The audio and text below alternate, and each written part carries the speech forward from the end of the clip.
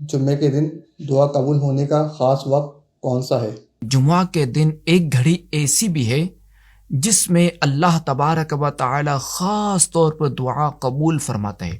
خاتم النبیین رحمت للعالمین صلی اللہ علیہ وسلم نے جمعہ کے دن کا ذکر کرتے ہوئے ارشاد فرمایا، اس میں ایک گھڑی ہے جو مسلمان بندہ اس سے پائے اور اللہ تعالی سے جو چیز مانگے گا وہی اس کو عطا فرما دی جائے گی۔ اور رسول اللہ صلی اللہ تعالی علیہ وآلہ وسلم نے ہاتھ کے اشارے سے بتایا کہ وہ وقت بہت تھوڑا ہے۔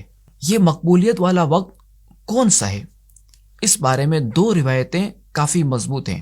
نمبر 1، وہ وقت امام کے خطبے کے لیے بیٹھنے سے نماز ختم ہونے تک ہے، اور نمبر 2، وہ جمعہ کی آخری ساعت ہے، یعنی مغرب سے کچھ پہلے کا وقت۔